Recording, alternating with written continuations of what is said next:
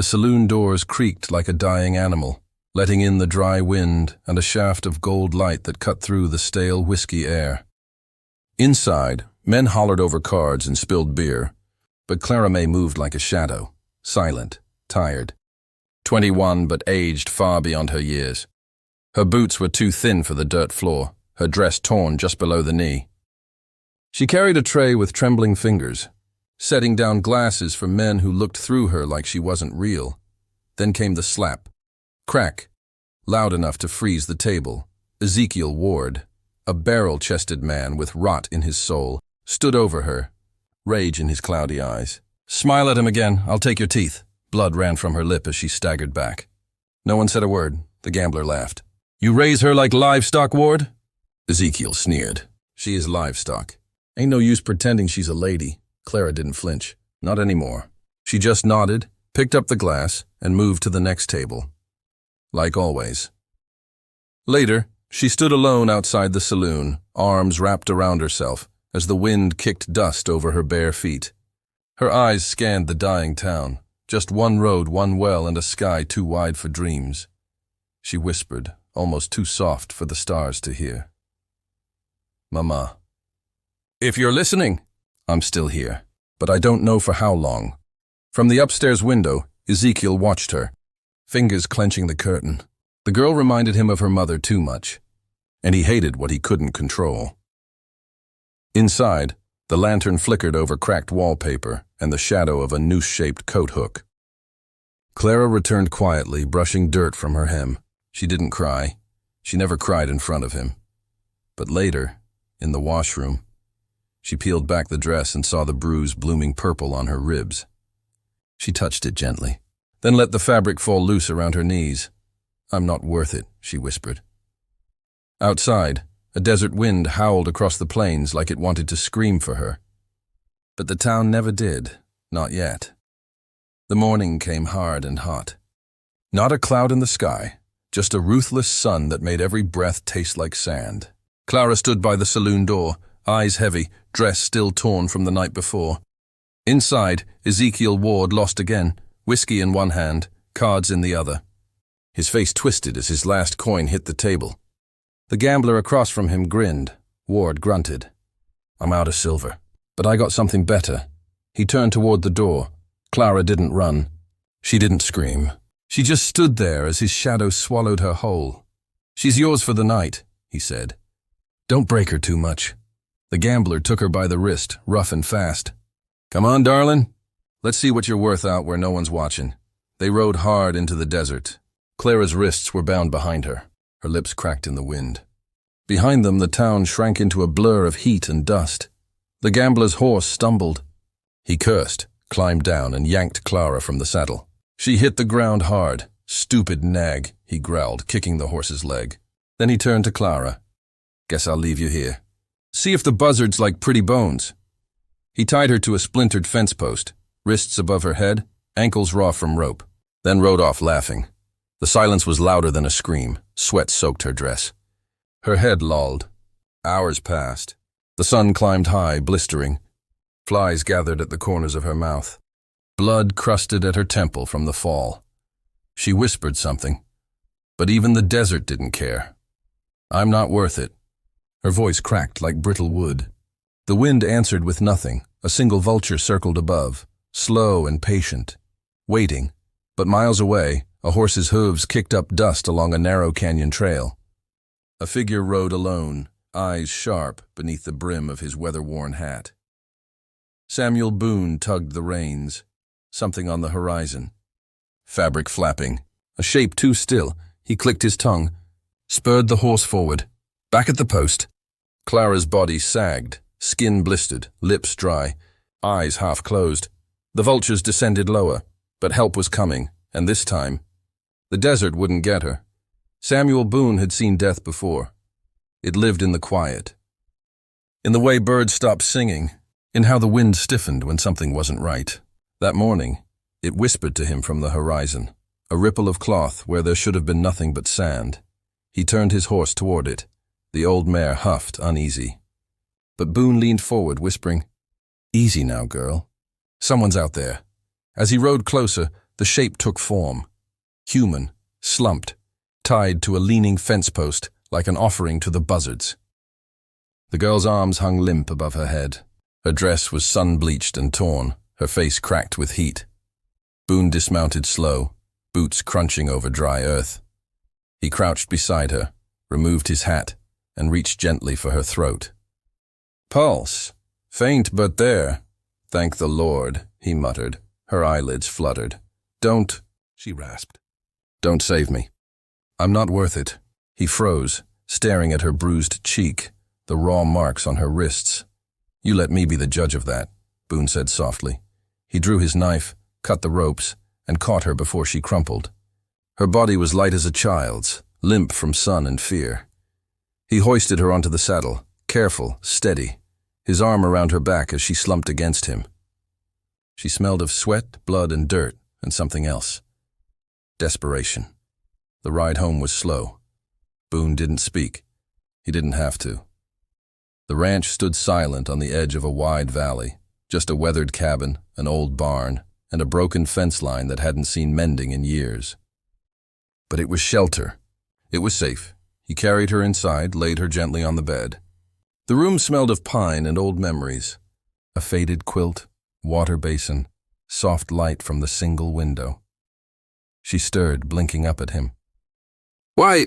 Boone looked down at her, jaw tight. "Because no one else did." Outside, the wind picked up. The sun dipped behind the hills. And inside the cabin, Samuel Boone sat by the fire, staring into the flames. The girl was still breathing. And for the first time in a long time, something inside him was too. A week passed like a long exhale. Clara moved slow, but steadier. Her bruises faded from purple to yellow, her eyes brighter each morning. She fed chickens barefoot in the dust, rolled dough with unsure hands.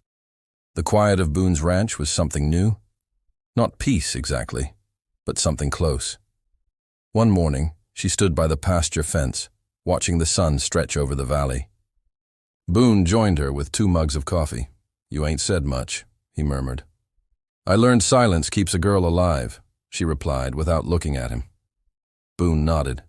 "Sometimes it does, but not forever." She sipped the coffee. "Bitter, but warm. Why'd you help me?" He took a long breath. "Lost someone once. My daughter. Couldn't save her. Not her fault. Not mine neither. But I never forgave myself." Clara looked down. "I'm not her, no," he said. "But you're still worth saving." A gust of wind kicked dust off the ridge. Then, hooves. Clara froze. Ezekiel Ward rode into view, 2 men flanking him, grins wide and wrong. He wore a dark coat and a meaner look than before. He stopped just past the gate. "That's my girl," he growled. Boone stepped forward, calm as death. His shotgun rested against his arm, not aimed, not yet. "She ain't yours anymore," Boone said. Ward spat. "Law says she is. Blood or not, I raised her. You beat her, sold her, left her to die." Ward smiled with teeth that didn't reach his eyes. "She ran off. Ain't my fault she can't behave." Clara stepped beside Boone, voice shaking. "You don't own me." Ward's smirk vanished. One of his men reached for a rifle. Boone didn't blink. "You draw," Boone warned, "and I drop you where you sit." Tension snapped like a drawn wire. Then Ward laughed, cold, empty. "You just made a powerful mistake, old man." He turned his horse and rode off. The others followed, but not before casting one last look, hungry and mean. Boone lowered the shotgun. Clara's hands trembled. "He'll come back." Boone looked her dead in the eye. "Then we'll be ready." The town sat heavy in the midday heat. Buildings slouched under the weight of time. Dust rolled like slow smoke across Main Street. Samuel Boone's horse clopped past shuttered windows and curious eyes. Folks watched him like they knew trouble had followed close behind. Inside the sheriff's office, the air was thick with old tobacco and older regrets. Sheriff Jude Castor, gray-bearded and dog-tired, looked up from his desk. "Sam Boone," he drawled. "Ain't seen you in a year." Boone took off his hat. "I got a girl out at my ranch, Clara May. Beaten, sold, left for dead." Castor raised an eyebrow. "That Ezekiel Ward's girl?" "Not by blood," Boone said. Just by cruelty. The sheriff leaned back in his chair. He's a mean bastard, no doubt. But I can't hang a man on rumors. Need testimony? Witnesses. Boone's jaw clenched. So she's got to crawl back half dead before justice looks her way? Castor didn't flinch. If he crosses your fence line again, that's different. That's stand your ground. Boone nodded once. That's all I needed to know. Back at the ranch, Clara stood on the porch, a loose ribbon in her hand. She'd found an old blue dress in Boone's cedar chest. Dusty but clean, delicate lace around the collar. It had once belonged to Boone's daughter. Clara held it up, unsure. You mind if I wear it? Boone looked at her, something flickering behind his eyes. Ain't mine to say no.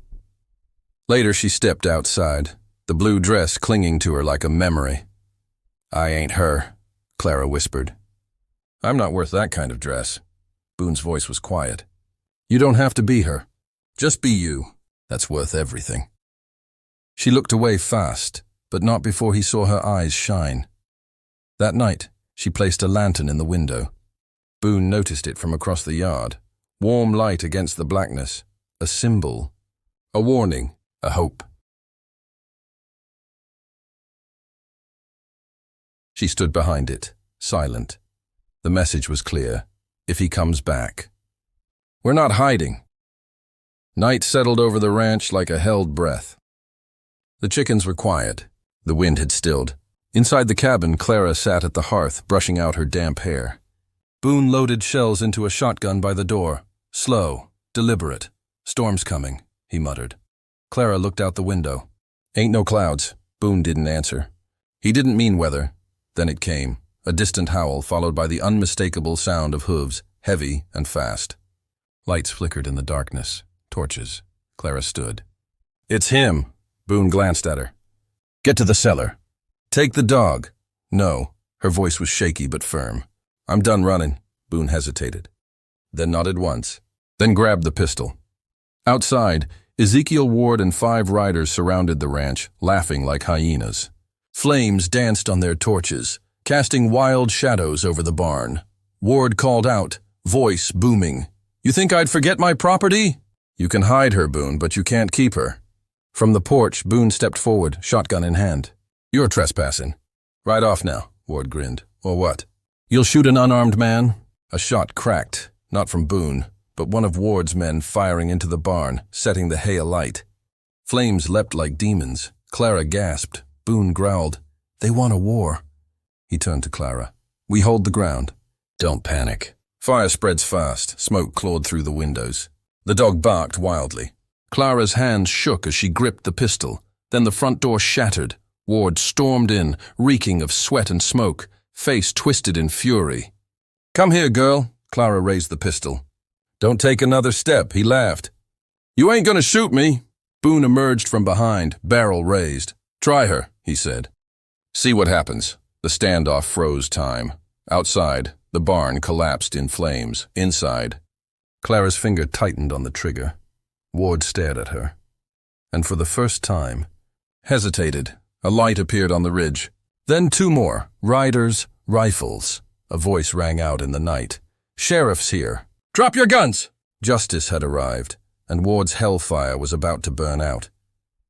The moon hovered pale and high, a ghost in the smoke-choked sky. The barn roared behind them, flames licking toward the heavens like judgment itself. Boone didn't flinch. Clara didn't lower the pistol, but Ezekiel Ward, standing between them, did. Then came the voice again, louder, closer. Sheriff Castor. Drop your weapons or we fire!